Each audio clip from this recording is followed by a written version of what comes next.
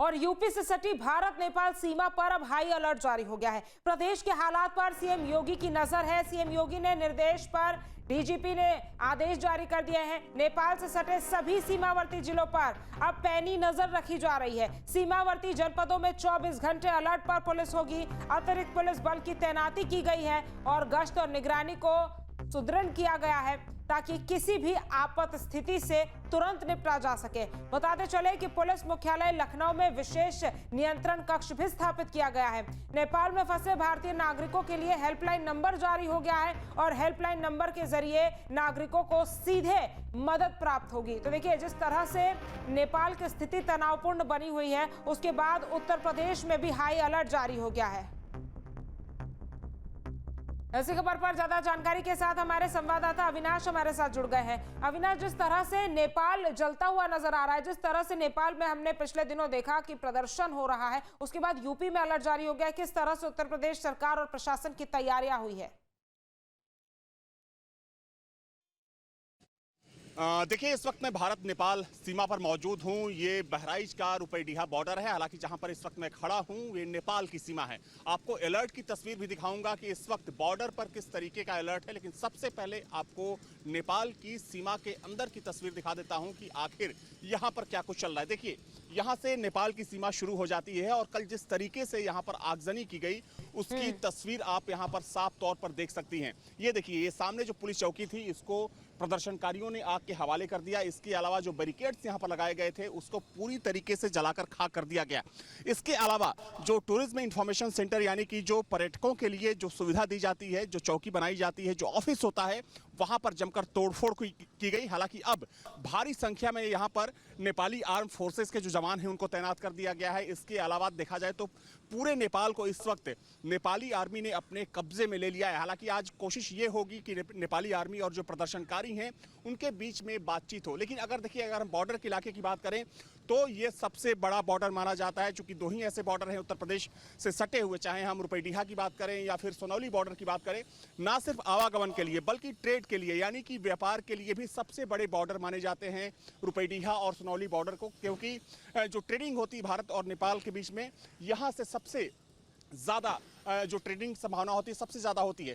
तो ये इस वक्त यहाँ पर तस्वीर है। हालांकि देखिए, अगर हम यूपी गवर्नमेंट की बात करें या फिर भारत सरकार की बात करें तो यहाँ से अंदर कोई नहीं जा सकता, यानी कि जो भारतीय नागरिक हैं उनको अंदर जाने की मनाही है। क्योंकि ये जो पाबंदी है कल शाम में लगा दी गई थी, पूरी तरीके से बॉर्डर को सील कर दिया गया। हालांकि हाँ, कोई भारतीय नागरिक अगर नेपाल में फंसा है तो चूंकि उसके लिए हेल्पलाइन नंबर भी जारी किया गया है और जो दूतावास है नेपाल के अंदर उससे अपील भी की गई है कि अगर कोई भारतीय मदद की गुहार लगाता है तो उसको सकुशल यहाँ तक पहुँचाया जाए और उसके बाद यहाँ से उसको एसएसबी या फिर यूपी पुलिस को हैंडओवर किया जाएगा। इसी तरीके से अगर नेपाल से कोई कोई नेपाली अपने देश में यानी कि नेपाल के अंदर आना चाहता है तो उसके लिए भी ये छूट है। ये जो आप संख्या देख रही हैं ये दरअसल ये इंडियन यानी कि भारतीय नागरिक हो सकते हैं, इसमें कुछ नेपाली भी हैं। हालांकि चूंकि अब जैसे ही ये लोग आगे बढ़ते हैं, आगे जो एसएसबी के जवान हैं वो इनकी चेकिंग करते हैं और जो नेपाल के नागरिक हैं उनको पहले समझाया जाता है कि अंदर अभी जाना ठीक नहीं है।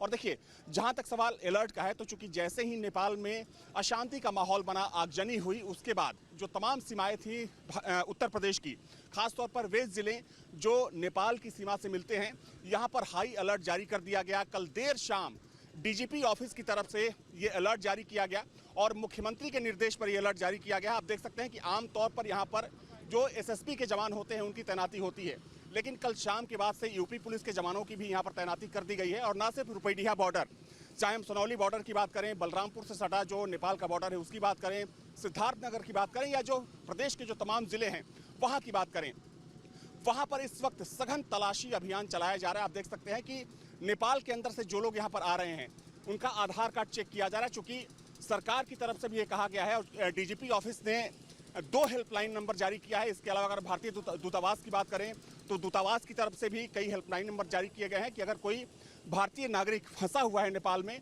तो वो इन नंबर्स की सहायता से देश में वापस आ सकता है। तो देखिए, जो लोग वापस आ रहे हैं यानी कि नेपाल में जो लोग गए थे, जो अब वापस आ रहे हैं, उनका बाकायदा आधार कार्ड चेक किया जा रहा है। एसएसबी के जवान जो हैं इस काम को अंजाम दे रहे हैं। तो ये स्थिति इस वक्त भारत नेपाल की सीमा पर देखने को मिल रही है और ये सिर्फ एक जगह की तस्वीर नहीं है, बल्कि आप जहां जहां जाएंगे इस वक्त भारत नेपाल की सीमा पर आपको हर जगह तस्वीर ऐसी ही नजर आएगी। लेकिन सबसे महत्वपूर्ण ये है कि लाख कोशिशों के बाद भी अभी भी नेपाल शांत नहीं हुआ है। नेपाल से तमाम ऐसी खबरें आ रही हैं जो नेपाल के अंदरूनी इलाके हैं कि वहां पर अभी भी आगजनी चल रही है। और जैसा तस्वीर हमने आपको दिखाया कि कल जिस तरीके से यहाँ पर जमकर आगजनी की गई, उसका जीता जागता उदाहरण आप यहाँ पर देख सकती हैं। मेरे सहयोगी हैं अक्षय। देखिए, जब कल यहाँ पर आगजनी हो रही थी तो अक्षय यहीं पर मौजूद थे। अक्षय, कल कितने बजे की ये घटना है? जब ये लगभग शाम 5 साढ़े 4 बजे की घटना है, जब यहाँ पर पहले तो शांति थी, आवाजाही नॉर्मल थी, लेकिन जो अंदरूनी इलाके हैं वहाँ पर उपद्रव चल रहा था। इस एरिया में ऐसा कुछ नहीं था, लेकिन अचानक से यहाँ पर जब आवाजाही बंद की गई, जो नेपाली नागरिक हैं उनको केवल अंदर आने दिया जाता, उसके बाद शाम की घटना है जब यहाँ पर आगजनी से यहाँ पर काफ़ी भीड़ एकत्र। कितने प्रदर्शनकारी होंगे? यहाँ पर हजारों की संख्या में प्रदर्शनकारी थे। और आपको एक और चीज़ बता दूं, यहाँ से बस मुश्किल से महज अगर हम नेपालगंज की दुनिया से 4 से 5 किलोमीटर है और नेपालगंज में भी जमकर हिंसा। कार्यालय वो सामने ही है, यहाँ से वो 500 मीटर उसको भी जला दिया गया। सरकार कार्यालय वो जला दिया गया। उसके आगे ट्रैफिक चौक है, वहाँ पर भी काफ़ी आगजनी हुई, तोड़फोड़ हुई। साथ ही साथ ये जो जगह हम दिखा रहे हैं, ये नेपाल की जो चेक पोस्ट है, यहाँ से इसको जला होती थी, इसको भी जला दिया गया। तो लगातार उपद्रवियों ने कल बवाल किया। अभी जो आप देख रहे हैं ये APF यहाँ की यहाँ तैनात है, अभी आर्म पुलिस फोर्स है नेपाल की, जो अब यहाँ पर फिलहाल तो स्थिति कंट्रोल दिखाई। ये तस्वीर है इस वक्त की। हालांकि अगर बिल्कुल बॉर्डर की बात बिल्कुल करें तो अविनाश, यहाँ पर यानी कि दोनों तरफ से- काठमांडू की बात की जाए या सीमावर्ती इलाकों की बात की जाए, स्थिति तनावपूर्ण है। तमाम जानकारी हम तक पहुंचाने के लिए आपका बहुत बहुत शुक्रिया। जहां भक्ति है हर शब्द में, कथाओं में छिपे हैं दिव्य रहस्य और ज्योतिष देता है जीवन को दिशा। धर्म से जुड़ी हर बातों को जानने के लिए हमारे चैनल स्तुति को सब्सक्राइब करें। चैनल पर जाने के लिए इस लिंक पर क्लिक करें।